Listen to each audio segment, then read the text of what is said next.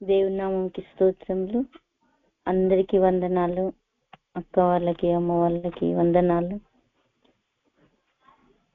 యెషయా గ్రంథంలో నుంచి 46వ అధ్యాయము 4వ వచనం చూసుకుందాం.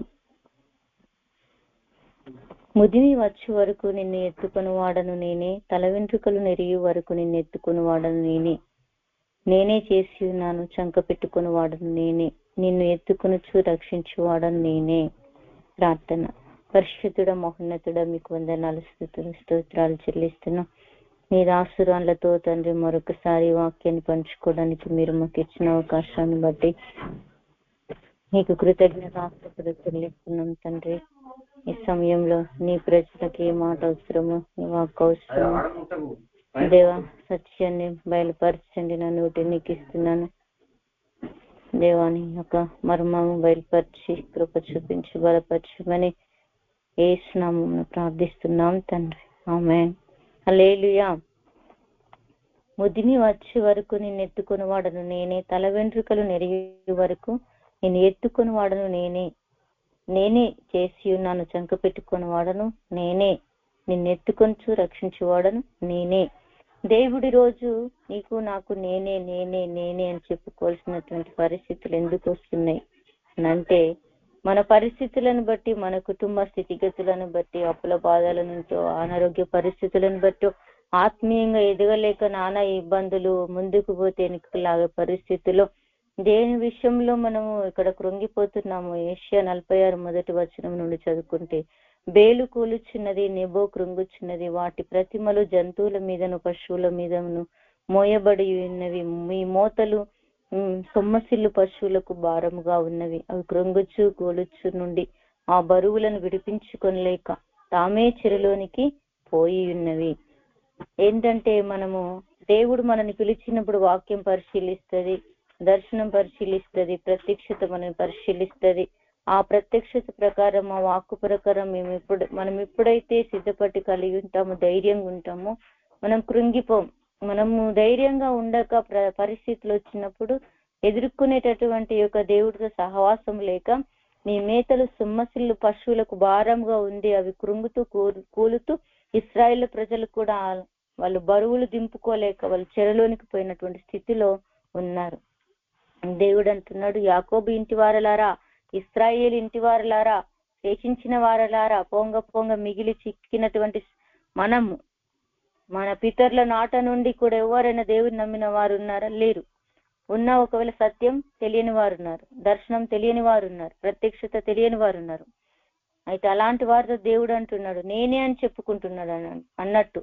యాకోబు ఇంటి వారలారా, ఇశ్రాయేలు ఇంటి వారలారా, శేషించిన వారలారా, గర్భమున పుట్టినది మొదలుకొని నా చేత అంటే ఎన్నో సందర్భంలో దేవుడు మనల్ని కొట్టి, శిక్షించి, బుద్ధి చెప్పి, మరి అనేక రీతిలుగా దేవుడు నేర్పిస్తున్న పరిస్థితులు అన్నట్టు. నా చేత భరింపబడిన వారలారా, తల్లి ఒడిలో కూర్చుండినది మొదలుకొని నేను చంక పెట్టుకున్న వారలారా, నా మాట ఆలకించుడి. కొట్టైన తల్లిదండ్రులు ఏం చేస్తారు? పిల్లల్ని ఎత్తుకొని బరువు మోస్తారు. అలాగే నిన్ను నన్ను కూడా మన బరువులు మోసే దేవుడు ఉన్నాడు. ప్రయాసపడి భారం మోసుకుంటున్న సమస్త జనులారా అన్నాడు. ఒక్కరు అన్నాడా? ఎవరైతే భారం సొమ్మసిల్లు పశువులకు భారంగా ఉండి తమకు తామే ఈ రోజు చెరులోనికి పోయినటువంటి పరిస్థితులు ఎవరైనా ఉంటే గనుక దేవుడు అంటున్నాడు, ముదిమి వచ్చు వరకు తల్లిదండ్రులు ఒకవేళ మధ్యలోనే విడిచిపెడతారేమో, కన్న తల్లిదండ్రులు, కానీ దేవుడు అంటున్నాడు, నీవు ముదిమి వచ్చు వరకు నిన్ను ఎత్తుకుంటా, నేను విడిపిస్తా, నిన్ను రక్షిస్తా. నేను తల వెంట్రుకలు నెరియు వరకు, అంటే తల వెంట్రుకలు అంటే ఇంకా నువ్వెంత వయసు అయినా ముదిమి వచ్చు వరకు అంటే అంతవరకు అన్నట్టు. నిన్నెత్తుకొనుచు నడిపిస్తాడు. దేవుడు ఉన్నాడు. అతడు నేనే చేసి ఉన్నాను అంటున్నాడు. చంక పెట్టుకుని వాడను నేనే. నువ్వు భారం ఆయన మీద మోపట్లేదు, మోపకనే ఆయన రక్షిస్తాడన్న సత్యం మనకు అర్థం కాక మన భారం మానమే మోసుకుంటున్నాం. నిర్గమకాండంలో 19వ అధ్యాయం 2వ వచనంలో ఏమని ఉంటదంటే, ఇశ్రాయేలు ప్రజలు కూడా అరణ్యంలో మరి ఆ పర్వతం ఎదుట బాగా కృషించినప్పుడు దేవుడు వాళ్ళకు మాట్లాడుతున్నాడు. ఏం మాట్లాడుతున్నాడు అనంటే, మోషే దేవుని యుద్ధకి ఎక్కిపోయినప్పుడు యెహోవా పర్వతం నుండి అతను పిలిచి, నీవు యాకోబు కుటుంబులతో ముచ్చటించి ఇశ్రాయేలుకు తెలుపవలసినది ఏమనగా, ఆ 2వ వచనంలో అంటున్నాడు, వారు రెఫీరీము నుండి బయలుదేరి సినాయి అరణ్యమునకు వచ్చి అరణ్యమందు దిగిరి, అక్కడ ఆ పర్వతం ఎదుట ఇశ్రాయేలీలు విడిసిరి. అంటే సనిగిరి, గులిగిరి. ఏంది పరిస్థితి, ఏంది కష్టం, ఏంది శ్రమ, ఏంది బాధ, ఏంది దుఃఖం, ఎందుకు అప్పులు, ఎందుకు రోగం, ఇవే. దేవుడు ఏమంటున్నాడు తెలుసా మోషేతో? మోషే దేవుని యొద్దకు ఎక్కిపోవగా యెహోవా పర్వతం నుండి అతన్ని పిలిచి, నువ్వు యాకోబు కుటుంబకులతో ముచ్చటించి ఇశ్రాయేలుకు తెలుపవలసినది ఏమనగా, చూడు, నేను మిమ్మల్ని గద్ద రెక్కల మీద ఎట్లా మోసుకున్న యుద్ధకు చేర్చుకుంటున్నాం, మిమ్మల్ని ఎట్లా రక్షించుకుంటున్నాం. మీరు చూసిండ్రు కదా, చూస్తాం. మనని ఎన్నో సందర్భంలో దేవుడు విడిపించిన సందర్భములు లేవా, రక్షించిన సందర్భములు లేవా? కానీ మళ్ళా సనుగుతాం, మళ్ళా గునుగుతాం. ఎత్తుకొని మోసుకొని అనేక సందర్భంలో దేవుడు అద్భుతాలు చేసినటువంటి కార్యాలను మళ్ళీ మర్చిపోతున్నాం. దేవుడి రోజు మరొక్కసారి నేనే నేనే నేనే నిన్ను సంక పెట్టుకుని వాడు నేనే అని చెప్పి ఆయన చెప్పుకోవాల్సి వస్తుంది రోజు మనకు. దేవుడు మనం ఎప్పుడైతే ఆయన మాట వింటామో, కాగా మీరు నా మాట శ్రద్ధగా విని నా నిబంధనను అనుసరించి నడిచిన ఎడలా మీరు సమస్త దేశ జనులలో నాకు స్వకీయ సాంపద్యము ఆగుదురు. నిబంధనను జ్ఞాపకం చేసుకోవాలి. ఎప్పుడు దావీదు అంటాడు యెషయా 55వ అధ్యాయంలో చెప్తాడు, ఏమని చెప్తాడంటే యెషయా 50వ అధ్యాయం 3వ వచనంలో,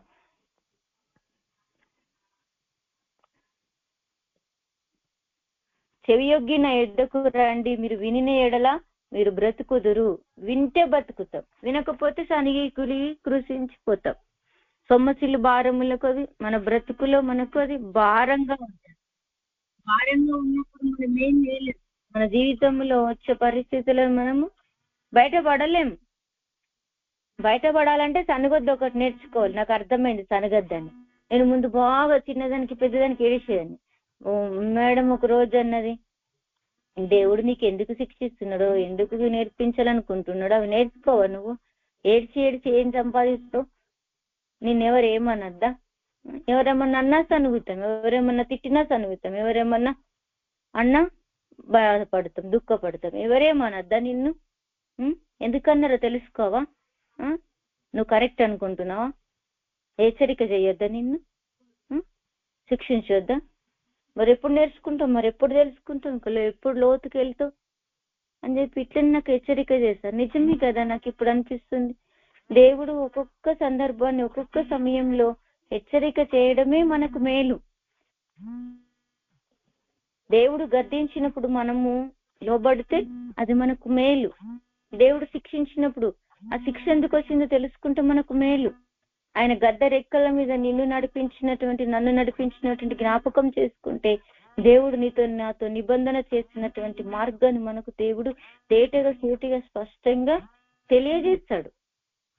అందుకే మీరు చెవియొగ్గి నా మాట విని ఎడల స్వకీయ సాంపద్యం అవుతాం. మనం ఆయనకు స్వకీయులు, కుమారులు, స్వతంత్రులు. ఎప్పుడు దాసులుగా ఉన్నాం అనుకో, సోమరులు పెట్టి పని చేయవలసి వస్తుందని చెప్పి యెహోషువ కాలంలో మరి వాళ్ళు కట్టెలు నరుకువారిగా దేవుడు ఉంచిండు సోమరులను. అంటే సనిగి గునిగితే వాళ్ళని అలా చేశాడు. అదే దేవుడు నా మాట శ్రద్ధగా వింటే మీరు స్వకీయ సాంపద్యం, అంటే ఆయన పని కొరకు మనం వాడబడతాం, ఆయన చిత్తానుసరంగా మనం నడిపించబడతాం. అందుకే చెవియొగ్గి నా మాట విని ఎడల మీరు బ్రతుకుదురు. దావీదుకు చూపిన శాశ్వత కృప నీకును చూపుదును. దేవుడు కృప మన ఎడల చూపాలి, దేవుడు దయ మన ఎడల చూపాలి. చూపినప్పుడు మనము దేవుడు చేసిన నిబంధన స్థిరపరచబడుతుంది అన్నట్టు. నిబంధన మన జీవితంలో దావీదు పట్ల నిబంధన స్థిరపరచబడ్డది, అబ్రహాము పట్ల నిబంధన స్థిరపరచబడ్డది, మరి యెషయా ప్రవక్త పట్ల దేవుడు నిబంధన స్థిరపరచబడ్డది. ఈరోజు నిన్ను నన్ను రక్షించిన నిబంధన దేవుడు నీకేమిచ్చాడు? ఏ నిబంధన వాక్యం ఇచ్చాడు? యెషయా 54:10 వచనంలో చెప్తాడు, పర్వతము తొలిగినను మెట్టలు తత్తరిల్లినను నా కృప నిన్ను వీడిపోదని సమాధానము. దేవుడు సమాధాన విషయమైన నిబంధన. ఏ విషయం? నీకు సమాధానం కావాలన్నా, నీ జీవితంలో ఆశీర్వాదం లేదా, నీకు సమాధానం లేదా, నీకు వేదన ఉందా, నువ్వు సొమ్మసిల్లిపోతున్నావా, నువ్వు దుఃఖపడుతున్నావా, నువ్వు అనేక రకాలుగా చింతపడుతున్నావా, కృంగిపోతున్నావా, కానీ వాటన్నిటిలో కూడా దేవుడు నీకు సహాయం చేస్తాడు.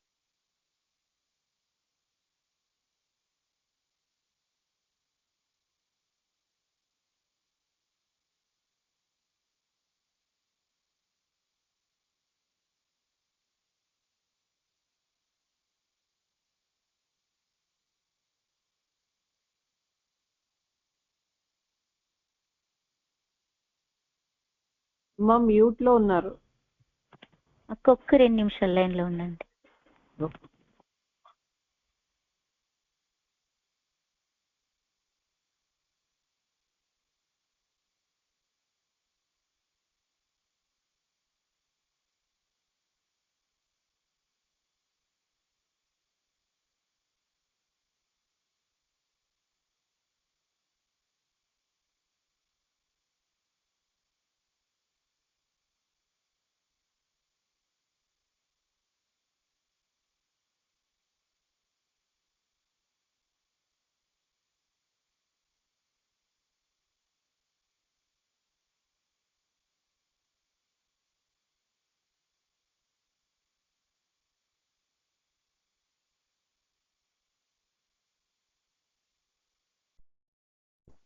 మన జీవితంలో దేవుడు చేసిన నిబంధన స్థిరపరచబడటానికే దేవుడు మనల్ని ఎన్నుకున్నాడు. ఆ నిబంధన మనం మీరినమనుకోండి, దేవుడు తను మనకు చూపే కృప మనము పొందుకోలేకపోతాం. దావీదు భక్తుడు అంటాడు 26వ కీర్తనలో 3వ వచనంలో, నీ కృప నా కన్నుల ఎదుట ఉంచుకొని ఉన్నాను, నీ సత్యమును అనుసరించి నడుచుకొంచున్నాను అంటాడు. అంటే నడక అనేది మనకు చాలా అవసరం. దేవుడు కృప మనం కన్నుల ఎదుట పెట్టుకోవడం చాలా అవసరం. కృప మనం కన్నుల ఎదుట పెట్టుకోపోతే ఈ భూమి మీద మనము నడవలేం. కృప అనేది దేవుడు మనల్ని ఎన్నో సత్యాలు మనకు దేవుడు నేర్పించేదే కృప. మనకేమి తెలియదు. ఈరోజు ఎవరు కూడా మనం ఇలా ఉన్నామంటే దేవుడు బోధించడమును బట్టే. 32వ కీర్తనలో 8వ వచనంలో అంటాడు, మనకు దేవుడు ఆలోచన ఇచ్చి నడిపించాలని, బోధ చేయాలని, ఉపదేశం చేయాలని, ఆయన మనకు అనేక రీతులుగా బోధించాలనుకుంటాడు. నీకు ఉపదేశం చేసేదను, నీవు నడవలసిన మార్గంలో నీకు బోధించేదను, నీ మీద దృష్టి ఉంచి నీకు ఆలోచన చెప్పేదను. అంటే ఎవరికి చెప్తాడు? లోబడ్డ వారికి చెప్తాడు. శాశ్వత కృపను ఎవరైతే అడుగుతారో, దేవుడి యొద్దకు వచ్చి చెవియొగ్గుతారో వాళ్ళకు దేవుడు ఉపదేశం చేస్తాడు, మార్గం బోధిస్తాడు, దృష్టి పెడతాడు. ఈ 3 మన జీవితంలో లేవనుకో, దేవుడి కృప మనం పొందుకోలేం. పొందుకోవాలి అని అంటే మనము ఈ మార్గంలో మనము నడవాలి. నడిస్తేనే మన జీవితంలో ఈ ముదిమి వచ్చే వరకు ఎత్తుకొని రక్షించే దేవుడు మనకున్నాడన్న ఒక ధైర్యం ఉంటది. దేవుడు మళ్ళీ మళ్ళీ నేనే నిన్ను చేసి ఉన్నాను, చంక పెట్టుకొని ఉన్నాను, నేనే రక్షిస్తానని చెప్పుకోవాల్సినటువంటి పరిస్థితులు మన జీవితంలో ఇంకా రావు. ఎప్పుడు దేవుడు నాకు తోడున్నాడన్న ధైర్యం మనకు ఎప్పుడు వస్తుంది. ఎప్పుడు దేవుడు ఉన్నాడన్న తోడున్న సంగతులు మనకు అర్థమైపోతాయి. 89వ కీర్తనలో 24వ వచనంలో దేవుడు దావీదుకి ఎలా సెలవిస్తున్నాడో చూడండి. ఎందుకు అలా సెలవిస్తున్నాడు? నా విశ్వాస్యతయు నా కృపయు అతనికి తోడయుండును, నా నామమును బట్టి అతని కొమ్ము హెచ్చింపబడును. హల్లెలూయా. నీ కొమ్ము హెచ్చించబడుతుంది దేవుడు తోడుగా ఉంటే. దేవుడు విశ్వాస్యత, దేవుడి కృప మనకు తోడుగా ఉంటే మనం హెచ్చించబడతాం. ఆయన నామమును బట్టే మనకు ఘనత, మనకు ఆయన నామమును బట్టే మనకు కొమ్మ హెచ్చింపబడుతుంది. నా రక్షణ శృంగము అంటే ఆయనను మనం శృంగంగా చేసుకున్నప్పుడే, మనం బలంగా చేసుకున్నప్పుడే ఆయన ముదిము వచ్చే వరకు ఎత్తుకొని రక్షించుతారు. కన్న తల్లిదండ్రులు మనల్ని విడిచిపెడతారేమో శ్రమ వచ్చినప్పుడు, ఊకే మాటి మాటికి ఏంటి అని చెప్పి మనల్ని అనే పరిస్థితులకి మనం వెళ్ళిపోతాం. కన్న తల్లిదండ్రులు వస్తే, నేనైతే యేసు ప్రభు నమ్మిన తర్వాత కుటుంబంలో చాలా సమస్యలు వచ్చినాయి. వస్తే మరి రోజు మా నాన్నతో ఇలా చెప్పాను, నాన్న ఇంట్లో యేసు ప్రభు నమ్ముకున్నా నాన్న అని చెప్తే నాన్న అన్నాడు, నువ్వు మరి యేసు ప్రభు నమ్ముకున్నావు కానీ దేవుడు మంచోడే, కానీ మరి నువ్వు ఎప్పుడు కూడా గొడవైంది నాన్న, ఇట్లయింది నాన్న, ఇట్లయింది నాన్న అని ఎప్పుడు నా ఇద్దరికి రావద్దు నా ఇంటికి అన్నాడు. చూసారా, భారం మోసేది ఎవరు? దేవుడు. నేను నిజంగా మాటను పట్టుకొని ఏ రోజు కూడా మా నాన్న దగ్గరికి కుటుంబంలో, నా జీవితంలో గొడవలు, చికాకులు, అల్లర్లు, మనస్పర్ధలు ఎన్నో ఆర్థిక స్థితిగతులు, అప్పులు, బంగారము అమ్ముడుపోయే పరిస్థితులు, ఇండ్లు అమ్ముడుపోయే పరిస్థితులు. కానీ ఏ రోజు కూడా నానా నా పరిస్థితి ఇలా అయిందని చెప్పుకొని దినము లేదు. ఇంటికి ఎన్నడూ పోలే. నన్ను ఇంట్లో నుండి మా ఆయన ఇంట్లో నుండి వెలివేసినా గానీ ఇంట్లో నుండి బయటకు వెళ్ళలే. ఒక అడుగు కూడా బయటకు వెళ్ళలే, ఒక అడుగు కూడా బయటకు పెట్టలే. చస్తే ఇక్కడనే, బ్రతికిన ఇక్కడనే, చావైనా బ్రతికైనా ఇక్కడనే. దేవుడి కృప ఉంటేనే మనం బ్రతుకుతామండి. చంపుతాయా సమస్యలు? అప్పులు చంపుతాయా? రోగాలు మనల్ని చంపుతాయా? దేవుడి కృప నీకు తోడు ఉంటా ఎవరేం చేయలేరు. ఎన్ని నిందలు అయినా పట్టుకున్న దేవుడిని గట్టిగా పట్టుకున్నా. ఆయన రక్షిస్తాడన్న ధైర్యం మనకుంటే ఖచ్చితంగా ఎవరి ముందైనా నిన్ను తలగానే ఉంచుతాడు కానీ తోకగా ఉంచాడు. ఎందుకంటే దేవుని కృప నీకు తోడుండాలి. దేవుడు మాట వింటే ఆయన నిబంధన మన జీవితంలో స్థిరపరుస్తాడు. నిబంధన స్థిరపరిచిన దేవుడు మనకు సమాధానం ఇవ్వలేడా? ఎందుకు ఇవ్వడు? మనకు అలా ధైర్యం ఉండాలి, దేవుడితో నడిచే ధైర్యం ఉండాలి, దేవుడితో జీవించే జీవితం ఉండాలి. ప్రతి క్షణం దినానికి మరి ఎంతో పట్టుదలతో వాక్యం చదివేదాన్ని, ప్రార్థన చేసేదాన్ని, మొండి పట్టు. మనుషులకి ఎవరికి కూడా నా సమస్య ఈ రోజుకు కూడా నేను చెప్పేదాన్ని కదా, సాక్ష్య రూపంలోనే ఈ రోజు నేను మీకు అందరికి చెప్పగలుగుతున్నా. మా తల్లిదండ్రులకు కానీ మా అక్క చెల్లెళ్ళకి కానీ ఇప్పటి వరకు కూడా నేను ఈ రోజు నా సమస్యను చెప్పలేదు. నా సమస్య ఇలా అని చెప్పి ఇంటికి పోయి ఏడ్చిన దినాలు ఎవ్వరి ఇంటికి పోలే నేను. ఎందుకంటే నా పెళ్ళైన సంవత్సరం లోపలే నాకు దేవుడు దొరికినాక వాక్యం, ప్రతి దినం వాక్యం బలపరచడం. మేడం వాళ్ళ ఇంటికి ఏడ్చుకుంటూ వెళ్ళేదాన్ని. వెళ్తే మేడం గారు వాక్యం చేత బలపరిచి ధైర్యపరిస్తే ఆ వాక్యం పట్టుకొని ఆ దినమంతా మళ్ళీ ఒక రోజు అదే వాక్యం, మళ్ళీ ఇంకొక రోజు అది. ఏ రోజు ఏ వాక్యంతో ఎలా బలపరచాలి, ఏ దర్శనంతో ఎలా బలపరచాలి, ఏ ప్రవచనంతో ఎలా బలపరచాలా, ప్రతి సమయంలో నన్ను దేవుడు బలపరిచాడు. ఆయన కృప అలా నడిపిస్తుంది అన్నట్టు. మన మంచోళ్ళమనో కాదు. ఇశ్రాయేలు ప్రజలకు ఎన్నో అద్భుతాలు చేశాడు. గద్ద రెక్కల మీద మరి వారిని మోసుకొని వచ్చి ఎర్ర సముద్రం పాయలుగా చేసి, నీళ్ళనిచ్చి, ఆహారం ఇచ్చి, మన్నాను కురిపించి ఎన్నో చేశారు. కానీ సనిగారు. మనము సనుగుడు అనేది ఎప్పుడైతే మన జీవితంలో ఉంటుందో శాపమే. అది మన జీవితంలో శాపమే. నాకు అర్థమైంది. కొన్ని సందర్భంలో నేను బాగా సనిగినప్పుడు నాకు ఎందుకు ఇంత కష్టమైన పరిస్థితులు అంటే నాకు ఒక్కొక్క విషయం నాకు దేవుడు బయలుపరిస్తే నేను ఒప్పుకున్నా. ఇప్పుడు నాకు సనగడం అన్న ఆలోచన రాకుండా చేసేసాడు దేవుడు. సనిగి ఏం చేస్తామండి? నమ్మితే కార్యాలు చూస్తాం. సనిగి ఏం చేస్తాం? శిక్షలకు పాలవుతాం. సనిగి అంటే ఇశ్రాయేలు ప్రజలు సంహార దూత చేత చీల్చబడ్డారు. రోజు నీ జీవితంలో ఏ సమస్య వచ్చినా తండ్రి చిత్తమనండి. నా ఆస్తి ఎంత కోల్పోయినప్పటికీ కూడా నేను అన్నా, ఏ రోజు నాకు నా డబ్బులు పోయినా, ఏ రోజు నా జీవితంలో నష్టం కలిగిన, అంత లక్షల డబ్బులు నా జీవితంలో నుండి నా జీవితంలో ప్రజల పాలైపోయి, అప్పుల పాలైపోయి నేను ఆస్తి అమ్ముకునే స్థితిలోకి వచ్చిన. ఆ డబ్బే కదా నన్ను మోసం చేసింది. ఏది ఉన్నా ఏం లేకున్నా దేవుడి రోజు సంతోషం ఇస్తే చాలు, ఈ రోజు నన్ను నడిపిస్తే చాలు అన్నొక ధైర్యం ఉంటుంది. ఒక్కసారి ప్రేయర్ మళ్ళీ వాక్యాలకు ఫోన్ చేస్తుంది, కొద్దిగా ఆపండి అక్క. అక్క అక్క మన జీవితంలో దేవుడి యొక్క విశ్వాసతయు నా కృపయు అతనికి తోడయ్యుండునని నా నామమును బట్టి అతని కొమ్ము హెచ్చింపబడును. మన జీవితంలో ఎంత శ్రమలు వస్తే అంత మన జీవితంలో ఘనత పొందుకుంటాం, ఘనత ఇస్తాడు దేవుడు. అందుకే గల్తీ పత్రికలో 3వ అధ్యాయంలో 6వ వచనం చదవండి. 3వ అధ్యాయంలో 6వ వచనం చూడండి.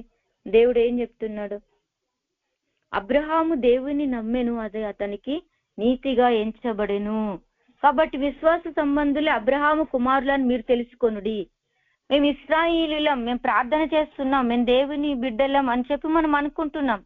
కానీ మనం దేవుని వాక్యం నమ్మమనుకోండి, దేవుడిచ్చిన మాటకు లోబడం అనుకోండి, ఆయన నమ్మడం ద్వారానే అది అతనికి నీతిగా ఎంచబడ్డది.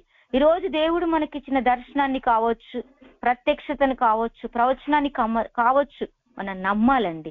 నమ్మకపోతే మన జీవితంలో జరగదు. మనం నమ్మితే మనం స్వతంత్రులం అవుతాం. 7వ వచనంలో చెప్తున్నాడు, కాబట్టి విశ్వాస సంబంధులే అబ్రహాము కుమారులు. నమ్మకపోతే మనం సాతానుకు దాసులమే, సాతాను పిల్లలమే. అంటే అపనమ్మకం, అవిశ్వాసం మనలో ఉంది కాబట్టి సాతానుకు సంబంధించిన వారం మనం.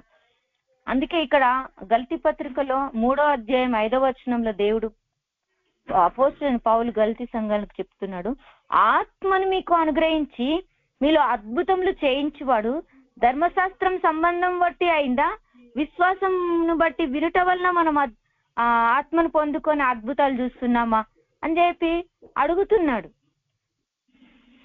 మనం అభిషేకం పొందుకోవాలన్నా విశ్వాసంతోనే పొందుకోగలుగుతాం. మనం వాక్యం విన్నప్పుడు మన జీవితంలో విశ్వాసం కలుగుతుంది. అది ఆ వాక్యం మనలో క్రియ జరిగించడం ద్వారానే మన జీవితంలో పొందుకోగలుగుతాం. కానీ ధర్మశాస్త్రం ఉన్నంత మట్టుకు మనం కార్యాలు చూడగలుగుతామా? ఈరోజు మనము అందుకే నమ్మాలి. నమ్మడం ద్వారా మన జీవితంలో క్రియ జరుగుతుంది. నేను అలాగే ఏదైనా మరి ఎన్నో సంవత్సరాల నుండి వచ్చిన ప్రవచనాలు, నేను ఎప్పుడు రక్షణలకు వచ్చిన 1 సంవత్సరంన్నరలో మేడం గారు వాళ్ళ ఇంట్లో పరిచర్య రేకుల షెడ్ లో జరుగుతుంది. ఆ రోజు శ్రీదేవి దేవుడు నిన్ను వేవేలకు తల్లిగా చేయబోతున్నాడని ప్రవచనం చెప్పారు. నేను అనుకున్నా, ఆ టైంలో నాకు అనిపించింది, ఈ వాక్యం ఈ దర్శనం నా జీవితంలో ఎప్పుడు నెరవేరుతుందో, నేను అలా ఉన్నానా నా జీవితంలో అని అనుకున్నా. కానీ నేను నమ్మిన ఆ పని ప్రతి శ్రమలో వాక్యాన్ని గుర్తు చేసుకునేదాన్ని. మరి నాకు కూడా నేను నమ్మినాక 2 సంవత్సరాలు అయింది కావచ్చు, ఒక రూమ్ లో కూర్చుండి ఏడ్చుకుంటూ ప్రార్థన చేస్తున్నా. ఒక బీరో పక్కకు కొద్దిగానే ప్లస్ ఉంటది, ఆ ప్లస్ లో కూర్చుండి నేను ఏడుస్తూ బాగా దేవుడి సన్నిధిలో ఎలుగెత్తి ప్రార్థన చేస్తూ ఉంటుంటేనే యేసు ప్రభు నాకు ప్రత్యక్షమయ్యాడు. ప్రత్యక్షమయ్యి ఆ దర్శనంలో నేను చూస్తున్నా, యేసు ప్రభువుకు నాకు ముందుగా ఒక బల్ల ఉంది, ఆ బల్ల మీద వైట్ బట్ట పరిచింది ఉంది. ఆయన నాతో మాట్లాడుతున్నాడు. ఏంటి అంటే, ఇది నా బలిపీఠం, ఇక్కడ నువ్వు బలులు అర్పించాలి. నువ్వు బలులు అర్పిస్తుంటున్నప్పుడు నీ జీవితంలో శ్రమలు వస్తాయి, నష్టాలు వస్తాయి, కష్టాలు వస్తాయి, కానీ నువ్వు నా కొరకు జీవించాలి, నువ్వు వెనుకకు పోకూడదు అన్నాడు. ఇప్పుడు ఇది నేను నమ్మాలా నమ్మకూడదా? నమ్మితే అది నా జీవితంలో జరుగుతుంది, దాన్ని ముందుకు నేను కొనసాగించగలుగుతా. అదే నేను నమ్మలేను అనుకో, మా వాళ్ళందరూ నాకు వచ్చిన కష్టాలను బట్టి, మా అత్త కావచ్చు, మా బావగారు కావచ్చు, మా తోటి కోడలు కావచ్చు, ఆ దేవుడు ఏం చేస్తున్నాడు నీకు, ఆ దేవుడు నమ్మి నుంచి నీకు ఇన్ని కష్టాలు, నువ్వు చక్కగా దేవుడిని విడిచిపెట్టు అని చెప్పి నాకు సువార్త చెప్పినటువంటి మా బావగారే కావచ్చు, మా ఇంట్లో నన్ను అన్ని విధాలుగా వెనుకకు లాగారు. నేను అన్నా, దేవుడు నాకు తెలిసినాక, నా జీవితంలో రుచి చూసినాక నేను ఎందుకైనా విడిచిపెట్టాలి? ఏదైనా దేవుడు తప్ప నేను ఏ దేవుని తప్ప నేను దేన్ని ఆరాధించా. నేను నమ్మిన ఆయన నిలబెట్టగలడు అని ఒక ధైర్యం నాలో ఉండేది. ఎప్పుడైతే మనం ఒక మంచి పని చేయడానికి ముందుకు పోతామో వెనుకకు లాగే వాళ్ళు చాలా మంది ఉంటారు. సినిమా చూస్తే ఎవరు ఎందుకు పోతున్నవరా అన్నాడు, తాగితే ఎందుకు తాగుతున్నవరా అన్నారు, పిచ్చి తిరుగులు తిరిగితే ఎందుకు తిరుగుతున్నవరా అన్నారు. కానీ మనం రోజు ప్రార్థన చేస్తే వీళ్ళకి పిచ్చెక్కిందంటారు, స్వార్థకి వెళ్తే పిచ్చెక్కిందంటారు, ప్రార్థన చేస్తే వీళ్ళకి పిచ్చెక్కిందంటారు, పిచ్చి పట్టిందంటారు. నన్ను అట్లనే అన్నారు.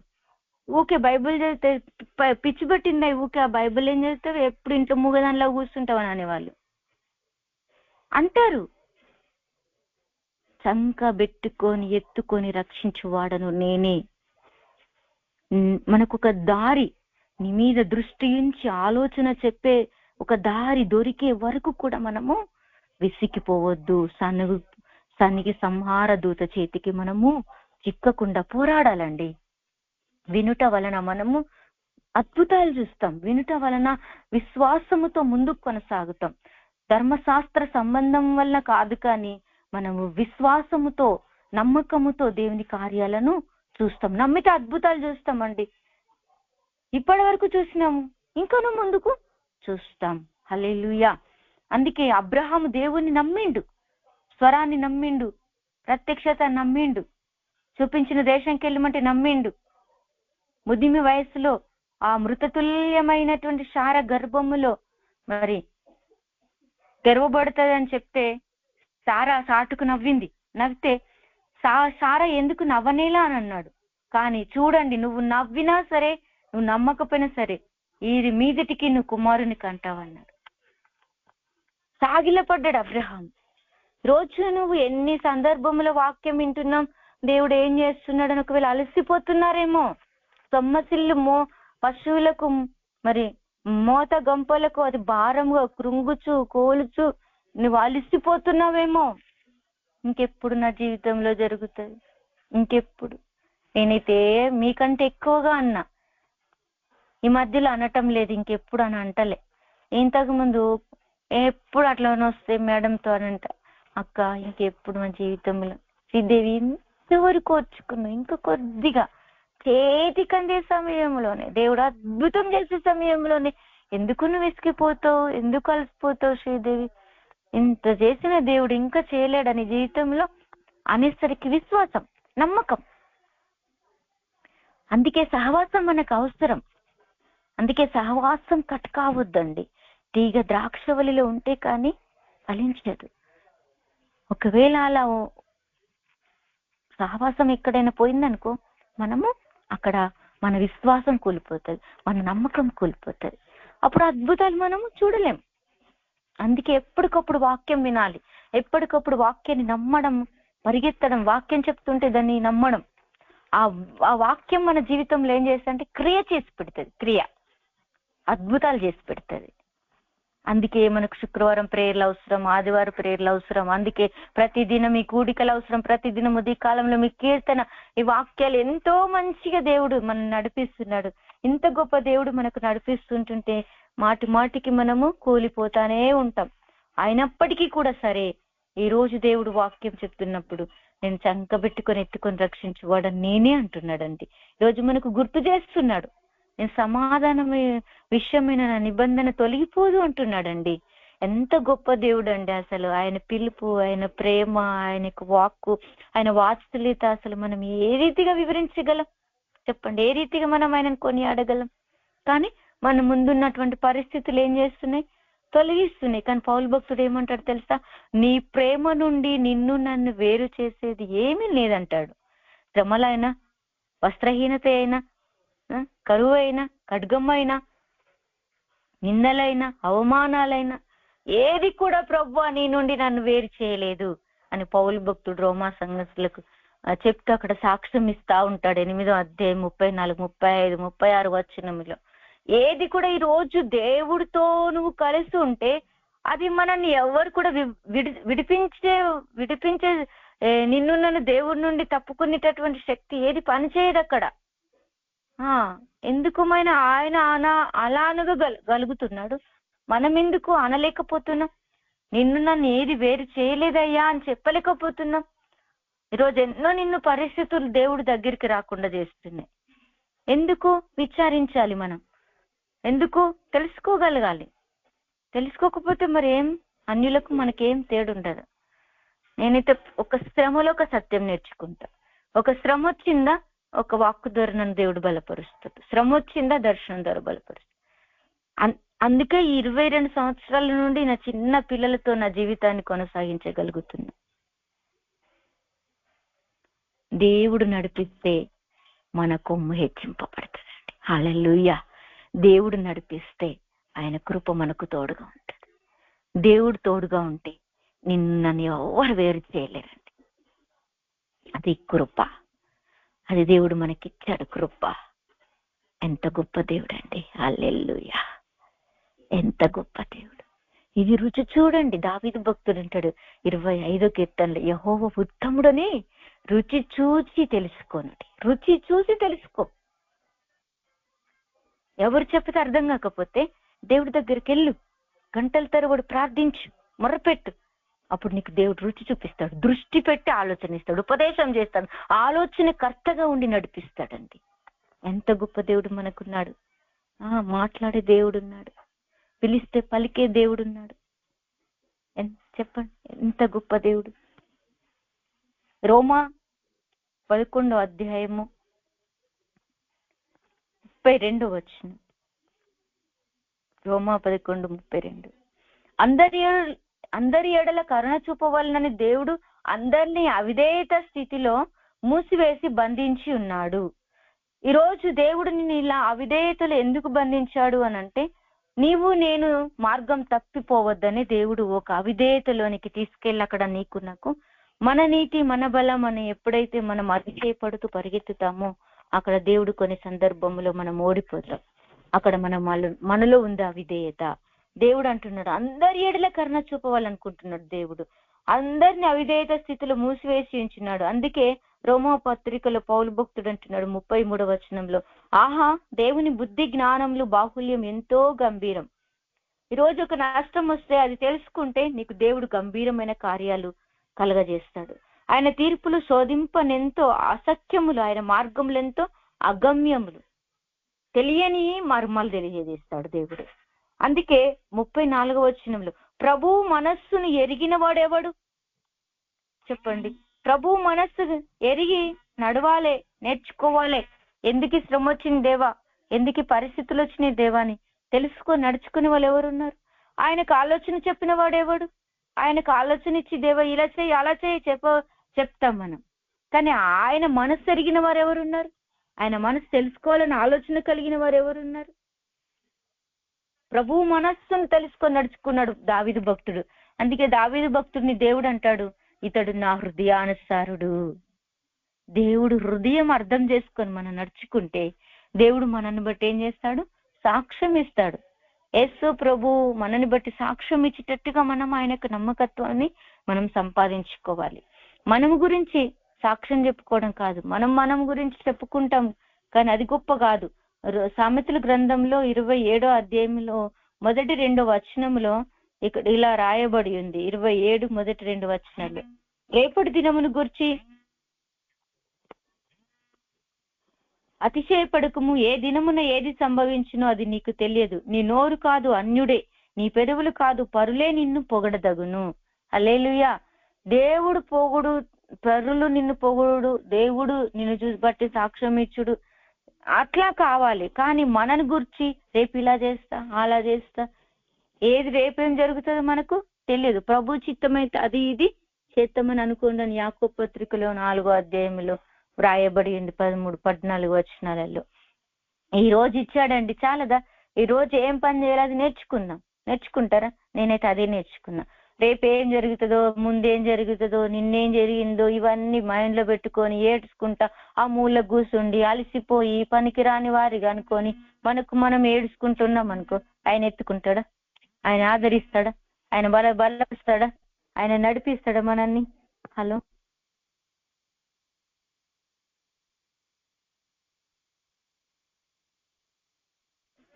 ఆయన మనల్ని బలపరుస్తాడా? బలపరచలేడు కదా. బలపరచాలి అనంటే మనము ఏ రోజు ఏ సమయంలో దేవుడు ఏం చేయాలనుకుంటున్నా చేయడం నేర్చుకోవాలి. అదే ప్రభు మనసు ఎరిగిన నడవడం అన్నట్టు. దావీదు హృదయము, దేవుడు హృదయము ఏమైపోయింది? ఏకమైపోయింది. యోనాతాను హృదయము, దావీదు హృదయం ఏకమైపోయింది. ఎలిజబెత్ హృదయము, మరియమ్మ హృదయం ఏకమైపోయింది. చూడండి, తిమ్మోతి పౌలు భక్తుడికి ఏకమైపోయారు. పౌలు భక్తుడికి నమ్మకంగా తిమ్మోతి జీవించాడు. ఈరోజు దేవుడు నీకు ఇచ్చిన సహవాసంలో నువ్వు ఎలా నడుస్తున్నావు, నువ్వు ఎలా చేస్తున్నావు, ఎలా నీ ఆత్మీయ స్థితి పరిగెత్తబడుతుంది? చూడు, ద్రాక్షవల్లి నేను అన్నాడు, తీగలు మీరు అన్నాడు. ఇప్పుడు యేసు ప్రభువుకు హృదయము, నీ హృదయం ఏకమైపోతే నీకు దేవుడు ఆలోచనలు అర్థమైపోతాయి. అందుకే ఆత్మ ఎక్కడ ఉంటే అక్కడ స్వాతంత్ర్యం. హల్లెలూయా.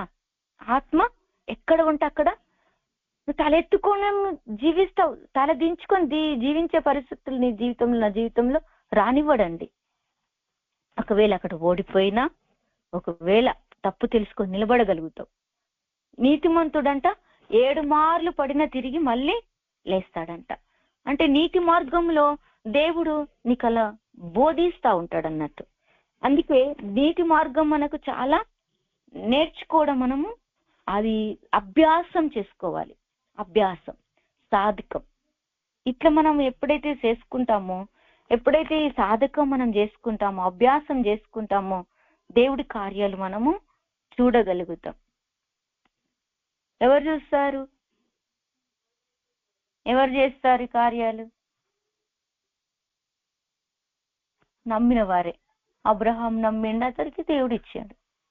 నమ్మకం గొప్పదండి. మన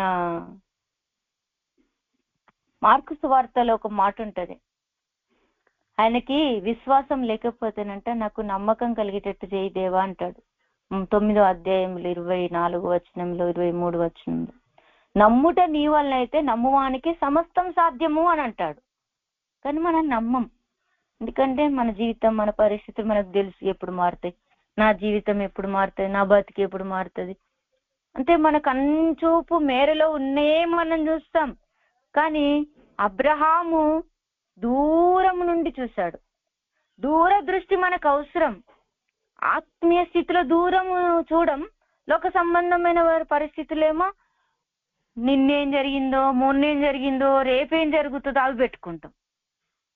అరే దేవుడు ఆత్మ సంబంధమైన దూరదృష్టితో పునాదులు గల పట్టణం కొరకై నువ్వు ఎలా పరలోక సంబంధమైన వాటి మీద మనసు పెట్టుకొని దృష్టి పెట్టుకొని నడుమని దేవుడు చెప్తే, మొట్టమొదట నీతిని నా రాజ్యాన్ని వెతకండి అని చెప్తే మనమేం వెతకాం?